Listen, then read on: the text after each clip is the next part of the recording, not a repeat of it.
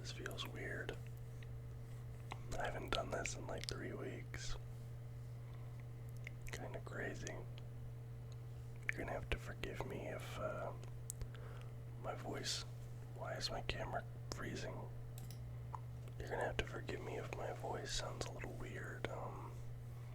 I've had a little bit of a head cold, some congestion and stuff ever since we got back from our trip, so part of the reason I haven't recorded anything yet since we got back, my nose has just been clawed like crazy, but I'm back. I'm back sitting here in the chair making a video.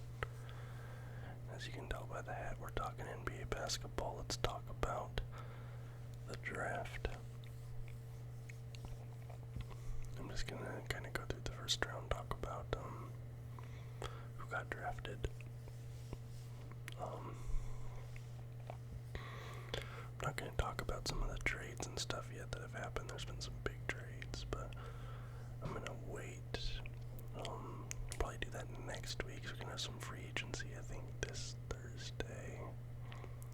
So I want to wait at least a little bit into free agency. See some of the big pieces go. There's probably a few more big trades on the horizon according to some rumors. So today we're just gonna talk about the draft. That's it. The rest of the offseason we'll talk about later. And I'm just gonna kind of talk about who picked who.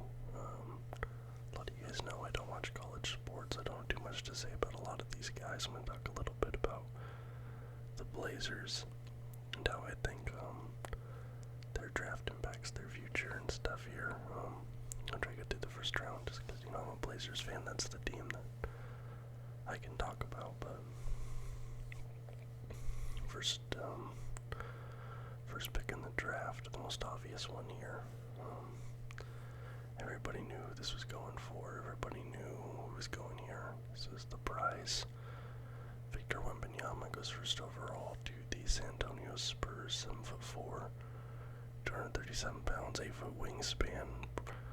Probably the most hyped prospect since LeBron James. This is a guy that he's 7'4". He can shoot a 3-ball like Steph. He can handle the ball like Kyrie. He can drive. He can shoot. His defense is crazy. And if you listen to NBA players talk about him, they're like scared of this guy. Giannis was saying that he's scared of him. I think Giannis legitimately said something like he's glad that he got his ring when he did because he doesn't think he's gonna get another one now that Wemby's in the league. Like Steph was saying that the league isn't ready for him. LeBron was saying the league isn't ready for him, and I think that Wembanyama has true game-breaking potential. Like, you have his skill set and a player. I think he is. I think within his first 3 seasons in the league, he's going to become the best player in the entire league. Personally, that's what I see happening. He's going to be better than, well, I mean, LeBron and Steph will be old. LeBron will probably be retired in the next 3 years. Steph maybe, but he'll be better than Giannis. He'll be better than Jokic. He's going to be dominant. Wembanyama. And he's already met with Tim Duncan. He met with David Robinson, Manu Ginobili. He met with all those Spurs greats. I think Tony Parker as well. But also Greg Popovich signed a 3-year extension, I think, to stay in San Antonio. So Pop, he sees a potential for another ring on the horizon. Set up another dynasty. We'll see. Second overall pick. This is where things get a little bit spicy. A lot of the Hornets fans that I saw on social media, they wanted Scoot Henderson. And it all seemed like a lot that they would get Scoot Henderson. That's what all the Vegas odds are showing.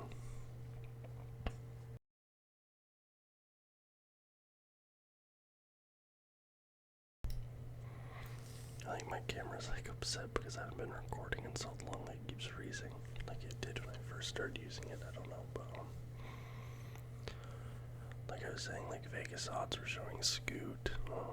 All the Hornets fans I saw, they wanted Scoot, just like Scoot.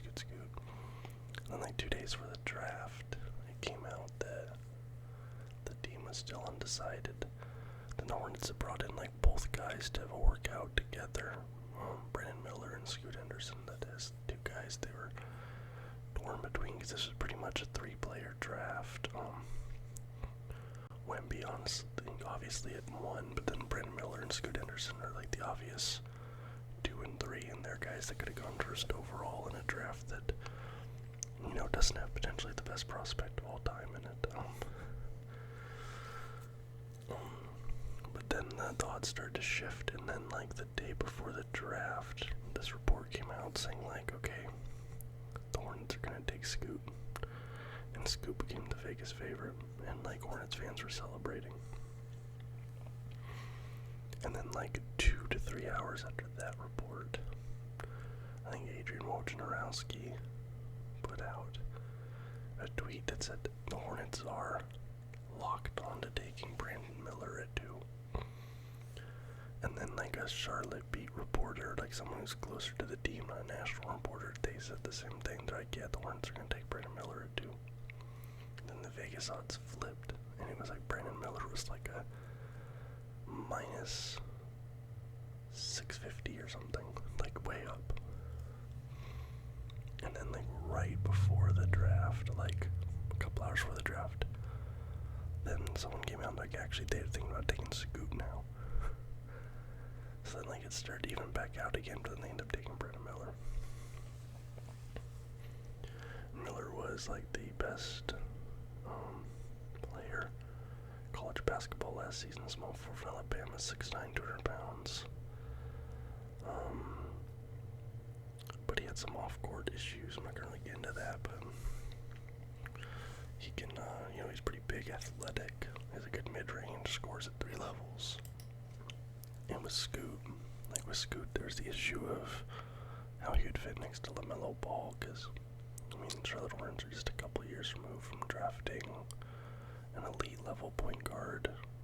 They got LaMelo with the second pick, too. Tim Thayer at the 3rd pick, but Charlotte got LaMelo. He's a great point guard, great player. So there's a lot of people concerned that Scoot would fit next to him. And LaMelo, people thought that Brandon Miller would be a better fit with him. And, then I guess it kind of came out too, like LaMelo really wanted them to take Brandon Miller, like he was super hype on Brandon Miller, like he immediately called him up after he got drafted and stuff. Like I think they've been friends for a minute, so Hornets ended up taking Miller at 2, and I saw a lot of Hornets fans really upset by that, like they really wanted Scoot. But then at 3, falling to my Portland Trail Blazers is Scoot Henderson, 6'2", 195 pound point guard out of the G League Ignite. But I'm not gonna really talk about him yet. I want to talk about the Blazers as a whole when I get through the rest of the draft. So we're gonna move on to the 4th pick now. And at 4th overall, we get Amen Thompson, small forward from Overtime Elite, 6'6", 214 pound. And his twin brother Asar goes right after him at the 5th pick. Amen at 4 goes to Houston Rockets. Asar at 5 goes to the Detroit Pistons. They both have the same measurables. They're twins. Although Amen is a bit of a better player. I was really hoping these two guys would go to the same team.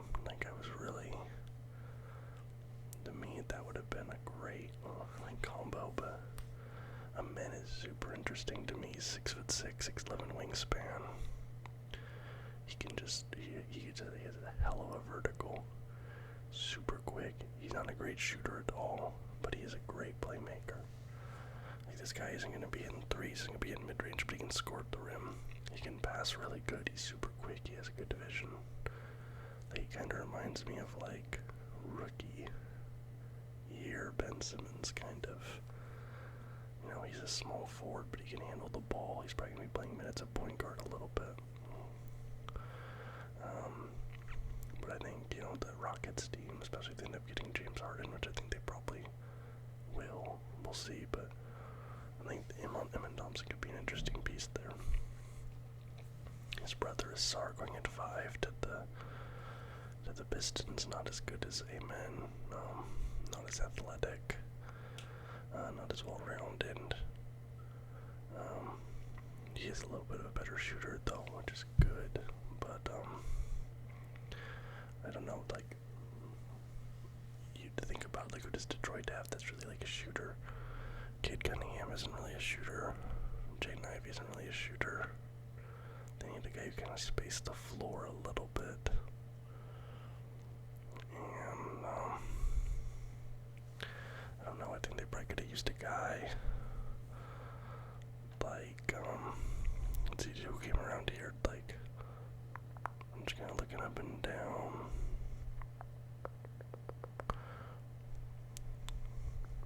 Maybe Jett Howard. Jett Howard went 11th. But I think maybe if they trade down, get a guy like Jett Howard who's just a shooter, that could have been good for them, but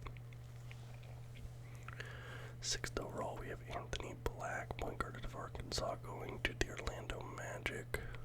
6'6", 210 point guard. So again, we're seeing these point guards, these ball handlers, playmakers that are getting bigger and bigger. The undersized guards start to fall to favor a little bit, which is funny because we just took 1 at 3. But there's a dude, Anthony Black. He can play offense, he can play defense.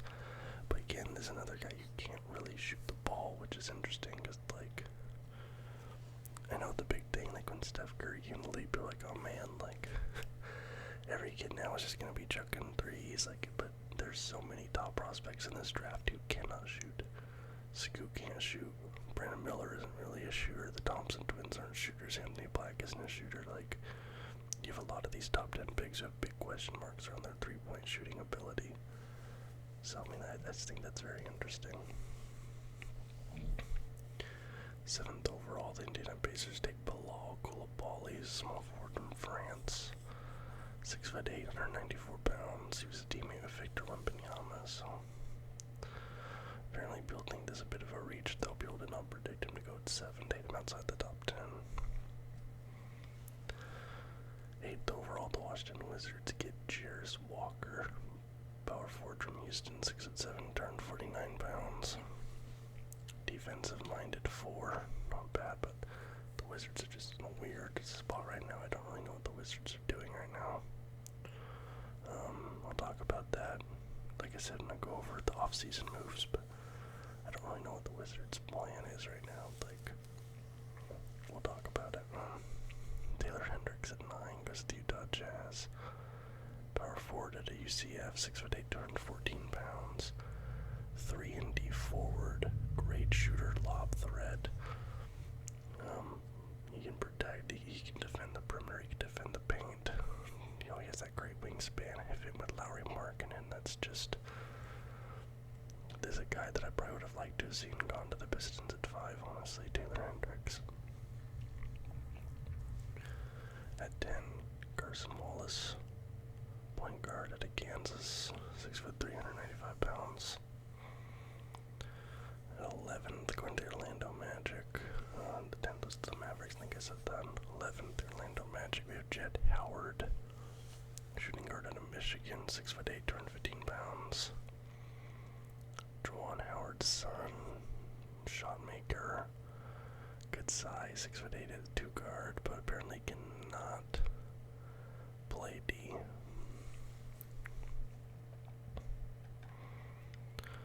So I was probably wrong on that one. Taking him at 5. That's a huge reach right here. 12th overall. The Oklahoma City Thunder take Derek Lively, the second center from Duke. I think this guy ends up going to the Mavericks, though. I think this guy ended up on the Mavericks. 7'1" center, 230 pounds at a Duke. He's a guy, he's a great shot blocker, rim protector, pick and roll big, and apparently he's a pretty good shooter as well.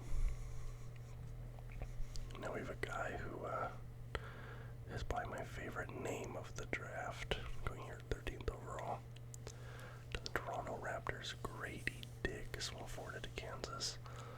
They have him as the second best shooter in the draft, which is great. Great, you know, but the Raptors are kind of in a weird spot right now because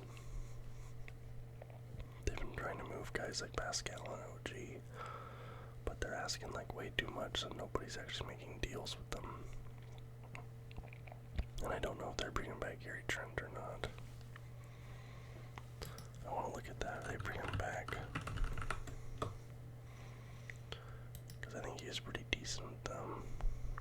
Okay, yeah, so he did. He opted into his contract.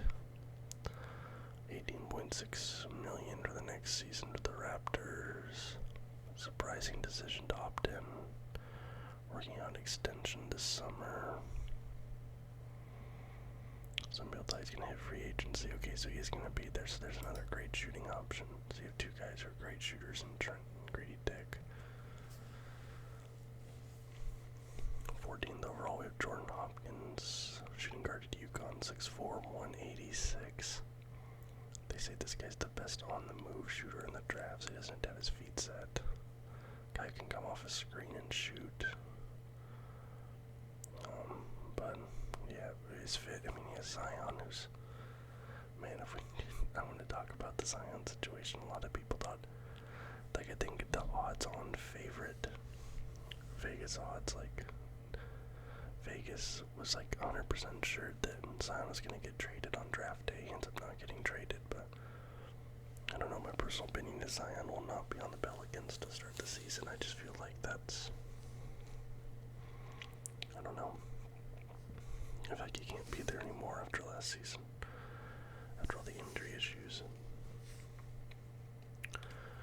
Kobe Buffkin goes 15th overall to Atlanta Hawks, shooting guard at Michigan, 6'4", 187 pounds. A lot of these guys at this point I don't really know anything about, so I'm just going to say their names. 16th overall to the Utah Jazz, Keontae George, shooting guard at Baylor, 6'4", 185 pounds. 17th overall going to Los Angeles Lakers, we have Jalen Hood Schifino, point guard at Indiana, 6'4", 217 pounds. 18th overall the Miami Heat, we have Jamie Jaquez Jr., shooting guard at UCLA, 6'6", 226.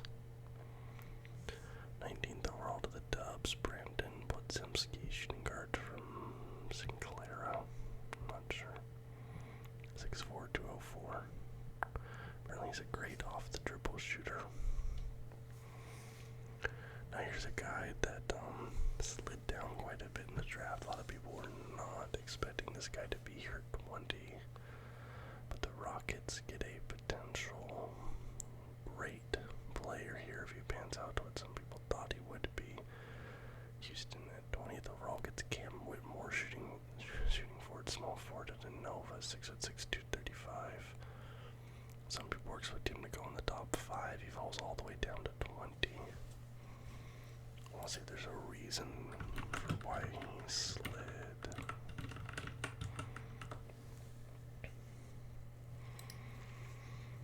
Let's see.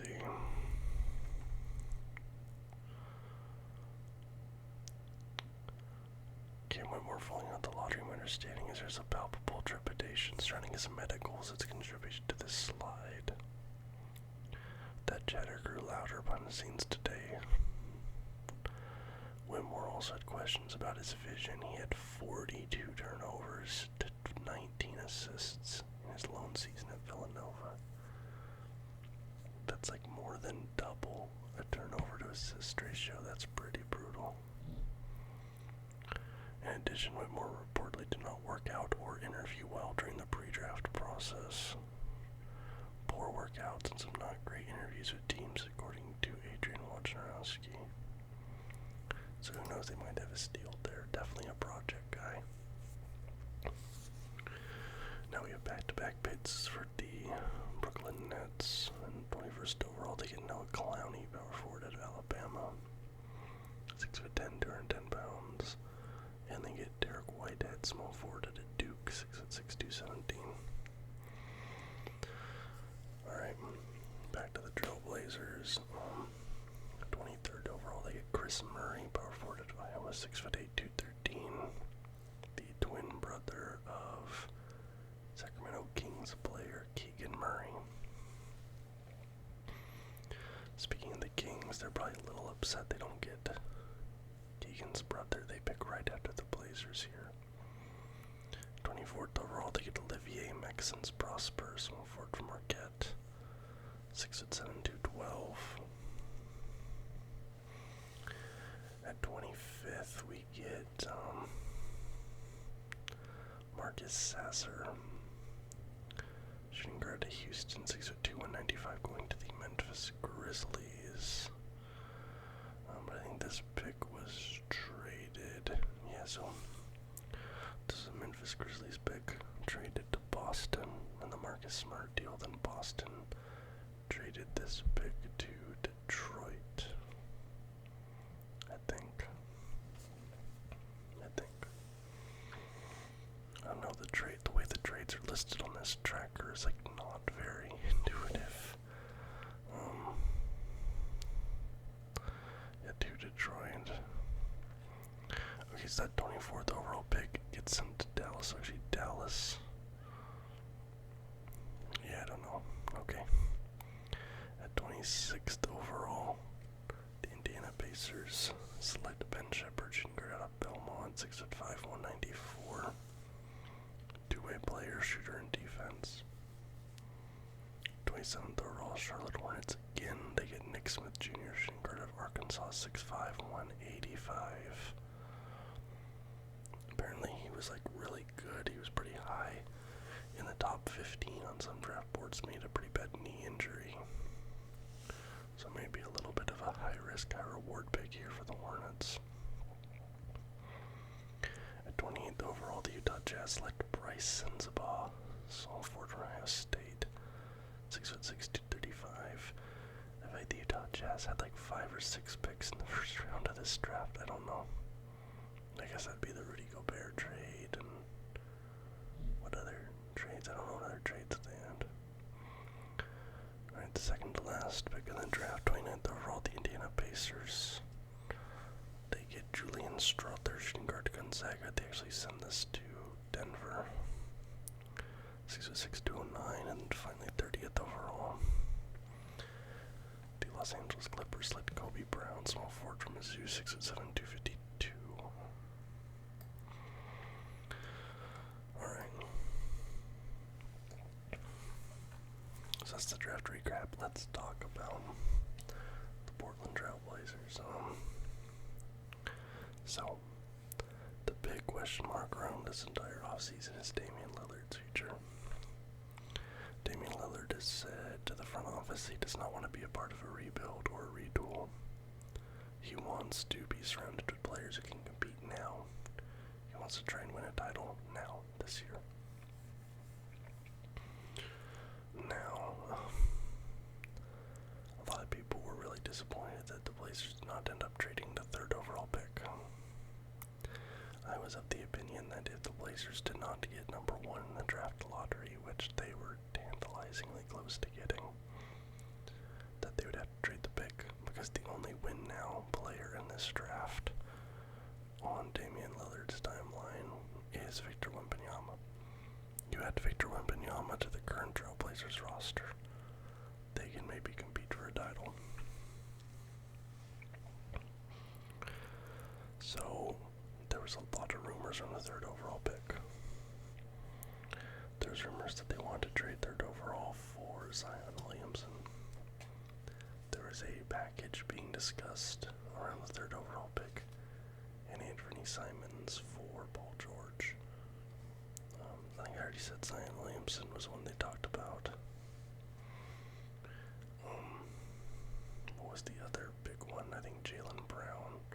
It's like the 3rd overall pick and Anthony Simons for Jaylen Brown was talked about. I think they tried to trade Anthony Simons and 3rd overall for Bam Adebayo, but none of those were working, and it was very obvious, like, Shaedon Sharpe is untouchable, as he should be. Shaedon Sharpe has superstar potential. So we were basically, the Blazers were just trying to trade the 3rd overall pick and Anthony Simons. That was what they were floating out there, and nobody was biting.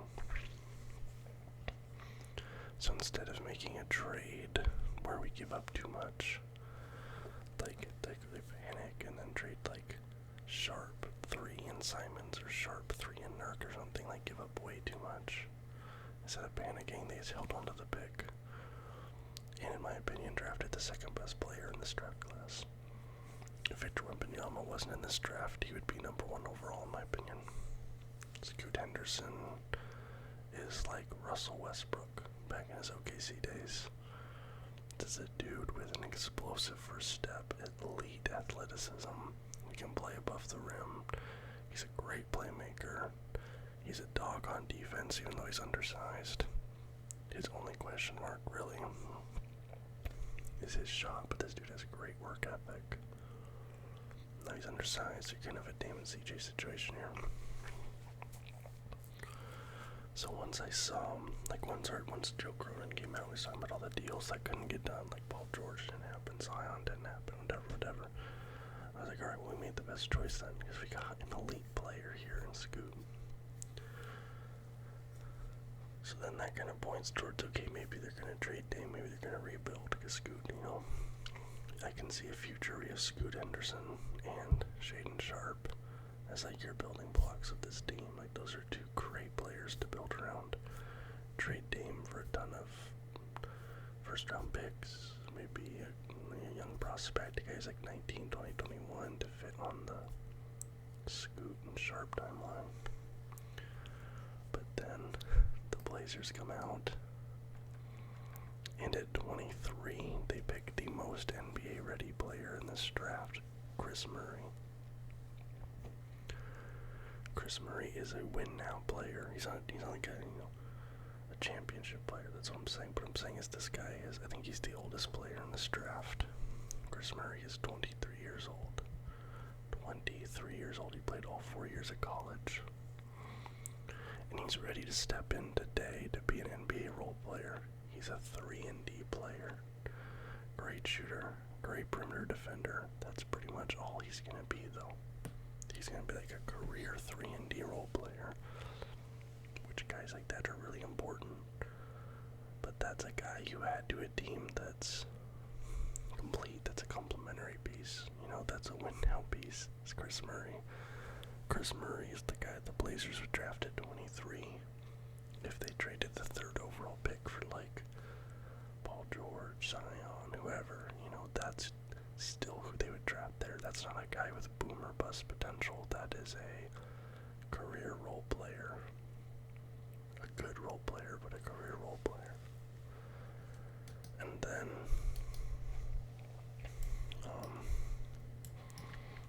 who's the other guy? His name is Rupert, I think. Yeah, and then in the 2nd round they get this guy Rayon Rupert, who I'm actually really high on. I think Rayon Rupert's gonna be great. He's 19 years old.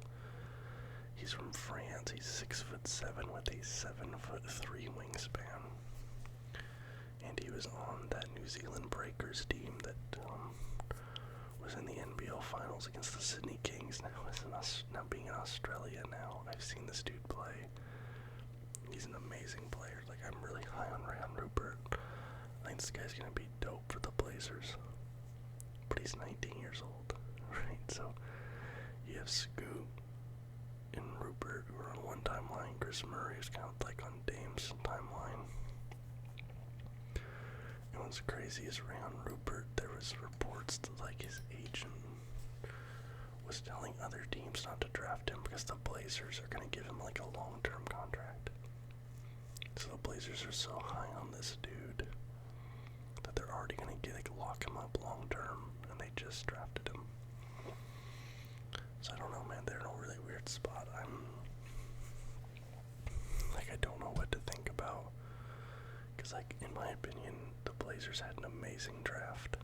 I think the Blazers had one of the best drafts this year. If you just look at the players they got Scoot Henderson. If Scoot Henderson pans out, that's like a Derrick Rose before the injury type dude. That's Russell Westbrook type dude. Then they got at 3.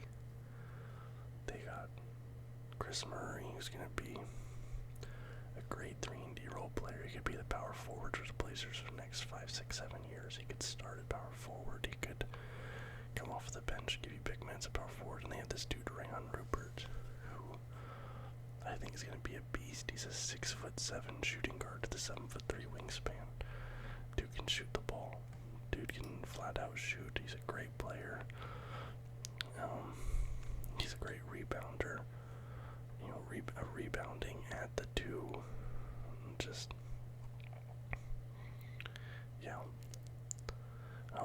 get a ton of minutes, really, because I think they're kind of sitting him before the draft a little bit. But, like, game 3 against the Sydney Kings, Rayon Rupert, 3 rebounds, 1 assist, 10 points in 15 minutes.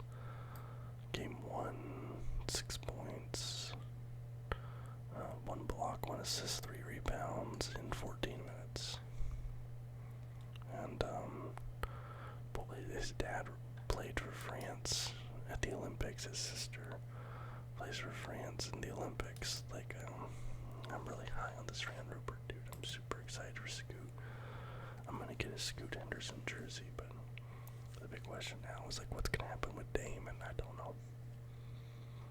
Apparently, there's some rumblings that we might be making a deal before free agency. Like, we've been heavily linked to Paul George. I don't know how I feel about that, though. Like, he's not gonna be healthy. And then it's like, but what? When you look at our guards, Dame, Scoot, Sharp, and oh man, now I gotta move him. Sharp cannot start at the 3. He can play some minutes at the 3, but Sharp can't. You cannot run a lineup of Scoot at the 1, Dame at the 2, and Sharp at the 3. You just can't do that.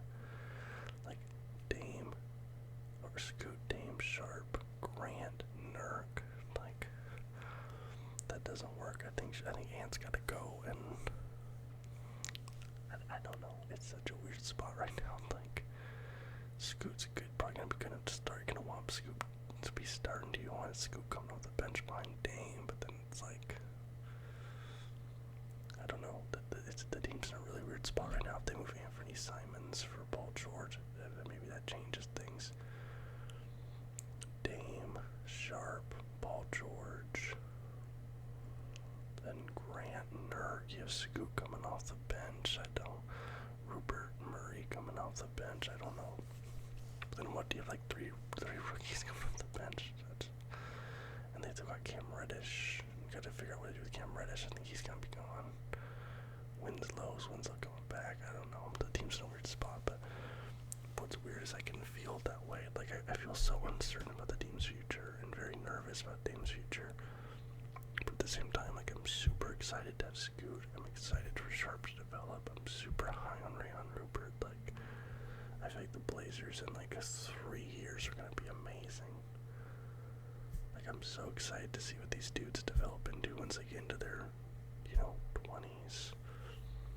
But it's like, in the meantime, what's it gonna be like? Like, I don't know. A lot of question marks, but that's the 2023 NBA draft. Let me know what you thought of your team's draft, how you feel about the additions your team made.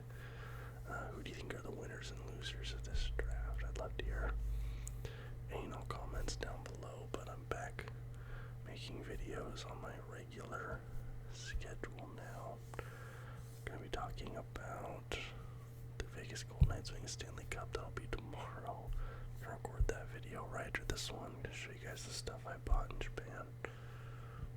A lot of exciting stuff coming out soon, so if you liked the video, please give it a thumbs up. Subscribe to the channel for more content just like this almost every single day, and until next time, guys.